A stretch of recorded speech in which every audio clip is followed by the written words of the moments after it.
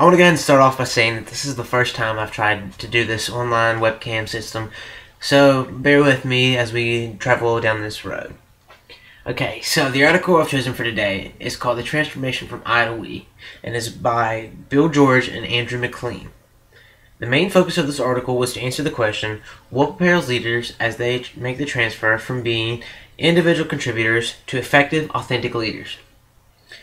Bill, Andrew, and their colleagues Peter and Diana investigated 125 authentic leaders who are known for their success, effectiveness, and integrity. The format for this interview system was 75 minutes per interview, and the interviews asked questions to these leaders as for the reasons for their success and how they became as well as they have. The information they found was not what they expected. The leaders being interviewed told many life stories and how that some of them were good and some bad, but all of which shaped their lives and what helped them become good at what they do. Excuse me. Some of the stories were so strongly based on obstacles that they had to overcome that it made business life as today just a walk in the park. Out of all the 125 leaders, they all had a moment in common in which they transformed themselves from being a self-benefiting hero to what is now a productive cooperative team leader. These leaders stated that leadership is not about their individual success or just having the essence of leadership, is getting a group of small people to become a team in which they pursue the vision of a shared goal. The way in which these leaders have become so successful, from their own words, is because they allowed subordinates to empower themselves in order to achieve the best possible work. The idea of empowerment ties into this class, as we have wrote on it previously and will do it again.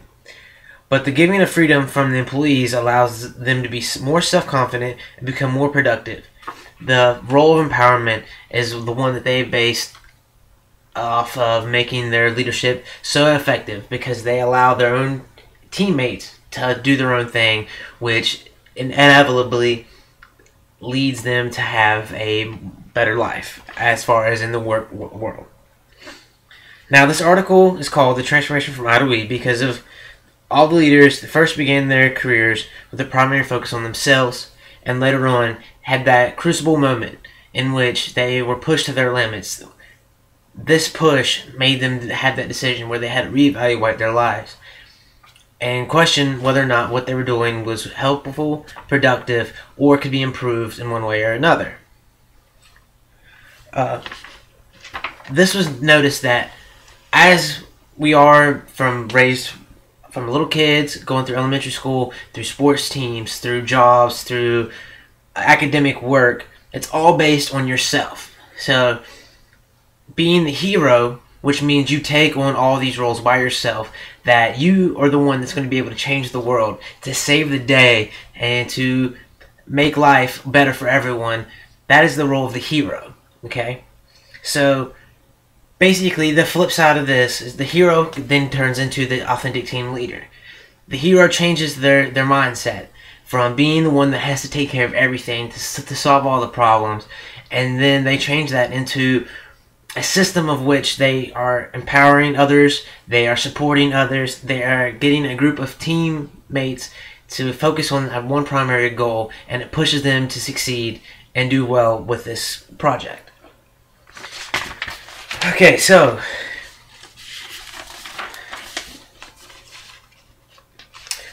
these interviews were asking these leaders specific questions about their lives and moments in which they switched, became better at what they do. Okay, so one of these stories talks about the critical moment, which was the crucible that ended up changing their lives.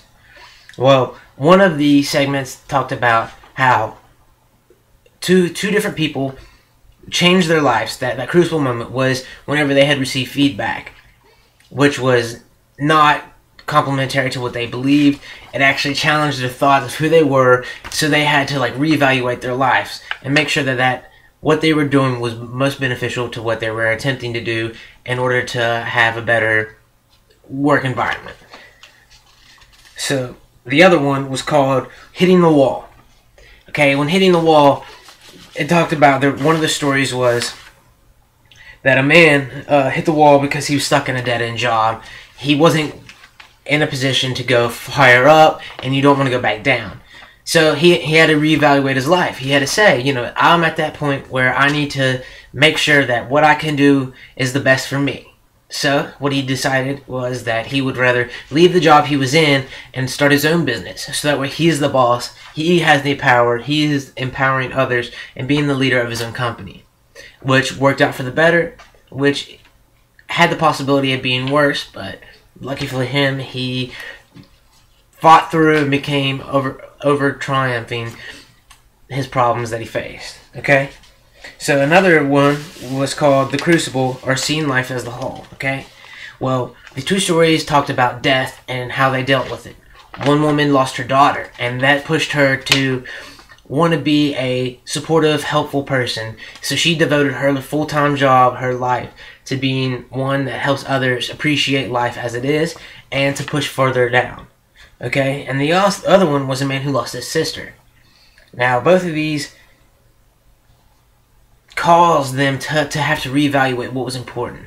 Now, usually, most people think that what's important most is your own happiness and your own safety. Well, sometimes your own happiness and your own safety can be done and achieved to the maximum by helping others. One gentleman, his story said that, that his only benefit and his achievement was increased. His position availability, his promotions, his money, his rewards were increased by being able to help others. Instead of just being, it's all about me, it's all about me, it's all about I.